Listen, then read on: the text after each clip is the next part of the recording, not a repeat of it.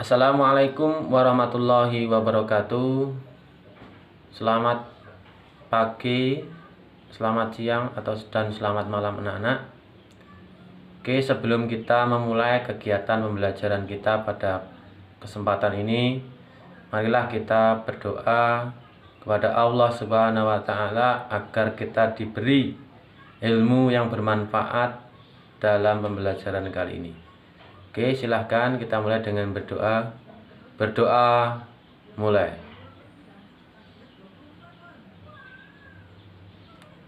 Selesai. Alhamdulillahirrabbilalamin. Kita diberi kesempatan oleh Allah untuk bertemu kembali dalam pembelajaran siang hari ini. Pada kesempatan ini kita akan meneruskan materi pembelajaran kemarin, yaitu tentang kerajaan-kerajaan maritim yang bercorak Hindu-Buddha. Di pertemuan sebelumnya kita sudah membahas kerajaan-kerajaan lain, yaitu ada kerajaan mana, masih ingat? Iya betul, yaitu ada kerajaan Kutai dan kerajaan Tarumanegara. Kemudian di Jawa Tengah ada lagi kerajaan Kalingga. Pada kesempatan ini, sebelum kita mulai materi, silahkan kalian melihat gambar yang saya tampilkan di slide ini. Iya, kalian tahu ini adalah gambar apa? Sebuah bangunan monumental, bangunan besar, bahkan salah satu peninggalan yang ada di Indonesia menjadi salah satu keajaiban dunia. Ya betul, itu adalah Candi Borobudur. Candi Borobudur memiliki ciri khas yang tidak dimiliki oleh candi-candi yang berasal dari India. Padahal kita ketahui bahwa lahirnya agama Hindu-Buddha itu di India, tapi kita mampu mengolah, kemudian terjadi akulturasi dengan budaya lokal, dan terbentuklah bangunan semegah Candi Borobudur ini. Kalian tahu siapakah yang mendirikan Candi Borobudur ini? Kemudian ada yang tahu Candi Borobudur ini dipergunakan oleh umat beragama apa? Oke, betul, agama Buddha ya. Ada yang tahu. Nanti kita akan bahas tentang secara lengkap apa itu Candi Borobudur, bagaimana bisa menjadi sebuah bangunan monumental. Kita kaitkan dengan materi kita pada siang hari ini.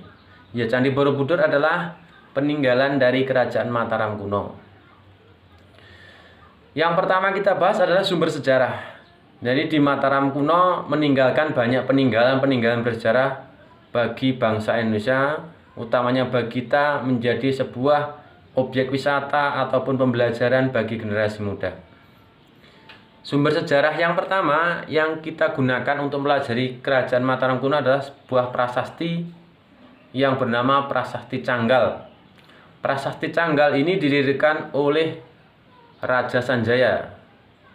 Isinya tentang pendirian sebuah lingga sebagai lambang pendirian Siwa, yang mengartikan atau diartikan sebagai pendirian kerajaan baru, yaitu pendirian kerajaan Mataram kuno. Pendirian lingga di Bukit Kunjara Kunja ini letaknya berada di sebuah gunung ukir di Magelang. Ini menandakan pendirian kerajaan baru oleh Raja Sanjaya. Dalam prasasti itu juga disampaikan bahwa Sanjaya merupakan anak dari Raja Sana sebagai pendahulu kerajaan Mataram. Kemudian sumber sejarah yang kedua adalah Kitab Parahyangan. Kitab Parahyangan ini berasal dari mana, ada yang tahu? Iya, Kitab Parahyangan itu menurut asal katanya saja Parahyangan berarti bumi Priangan, berarti Jawa Barat, atau Babat Pasundan. Ini terkait dengan cerita-cerita ataupun keterangan dari orang-orang Jawa Barat yang menyatakan bahwa pendiri kerajaan dari Mataram kuno adalah Sanjaya, di mana Raja Sanjaya ini punya ayah yang bernama Sana, kemudian mewariskan kerajaannya kepada Sanjaya. Dimungkinkan pada masa Sana ini belum menjadi raja, hanya sebuah dinasti, baru kemudian pada masa Sanjaya inilah pendirian kerajaan Mataram dimulai. Kemudian prasasti berikutnya adalah prasasti Kedu atau prasasti Mantiasih. Ada juga yang menyebutkan sebagai prasasti Balitung, di mana dalam prasasti ini yang mengeluarkan adalah raja dari Mataram kuno yang bernama Balitung. Isi dari prasasti ini adalah tentang daftar raja-raja yang pernah memerintah kerajaan Mataram. Selain dari prasasti, ada juga sumber sejarah yang wujudnya tadi kita bahas di awal, saya tampilkan di slide, yaitu berupa percandian. Percandian ini terkumpul di Jawa Tengah yang terbagi dalam Candi Jawa Tengah Selatan dan Utara, yang mana Candi Jawa Tengah Utara ini rata-rata merupakan warisan peninggalan dari dinasti Sanjaya yang memeluk agama Hindu, dan di bagian Jawa Tengah Selatan merupakan peninggalan dari dinasti Sailendra yang memeluk agama Buddha. Kemudian itu tentang sumber sejarah. Ada yang ditanyakan tentang sumber sejarahnya? Kita lanjutkan di bagian yang kedua tentang raja-raja yang pernah memerintah di kerajaan Mataram kuno. Menurut penelitian dari beberapa sejarawan Barat, bahwa di Mataram kuno ini terbagi yang yaitu dinasti Sanjaya dan dinasti Sailendra. Dinasti Sanjaya ini memeluk agama Hindu dan dinasti Sailendra memeluk agama Buddha. Yang pertama kita bahas dari dinasti Sanjaya. Berdasarkan prasasti Canggal, pendirinya adalah Raja Sanjaya.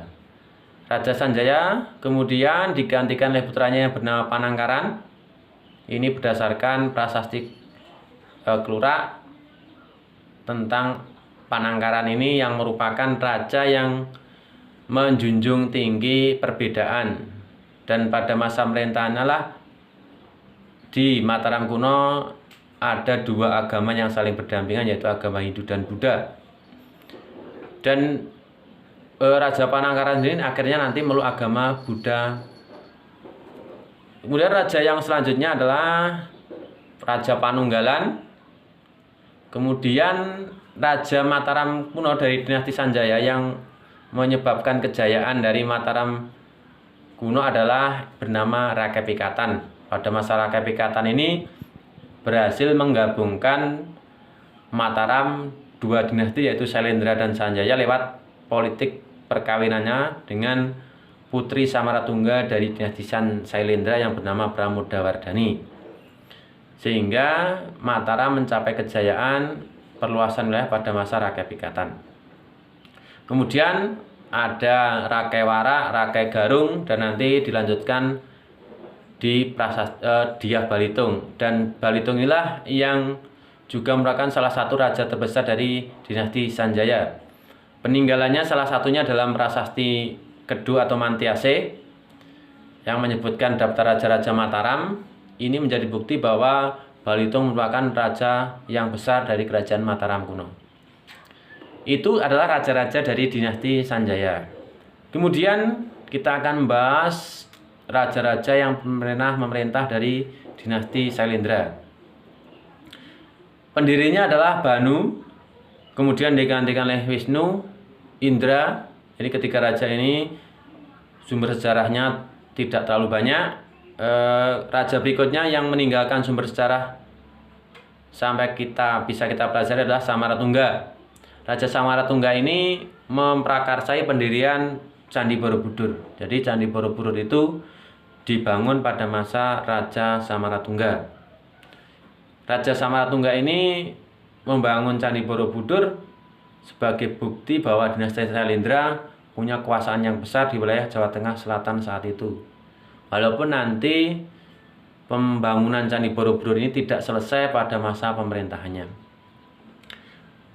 Kemudian Raja Samaratungga ini digantikan oleh anaknya Pramodawardhani yang nanti menikah dengan Rakepikatan dari dinasti Sanjaya. Pernikahan politik ini menyebabkan putra dari Samaratungga yang satunya yang bernama Balaputra Dewa memberontak karena tidak terima dan merasa bahwa tahta Mataram lebih berhak dirinya daripada Pikatan. Akhirnya terjadi perang saudara.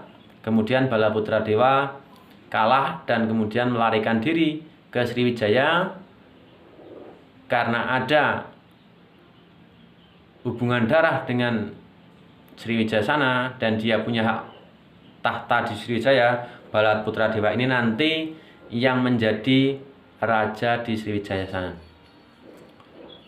Kita kembali ke Mataram kuno. Jadi setelah terjadi perkawinan politik tadi, terjadi persatuan antara dinasti Sanjaya dengan dinasti Syailendra di Mataram kuno. Itu tentang raja-raja. Jadi sudah kita bahas yang pertama tadi sumber sejarah, raja-raja, kemudian kita bahas lagi adalah tentang aspek kehidupan ekonomi. Baik dinasti Sanjaya maupun Syailendra, karena letaknya Mataram kuno itu di pedalaman, lebih banyak mengandalkan aspeknya dalam bidang pertanian. Jadi mayoritas masyarakat Mataram kuno bertumbuh pada sektor pertanian.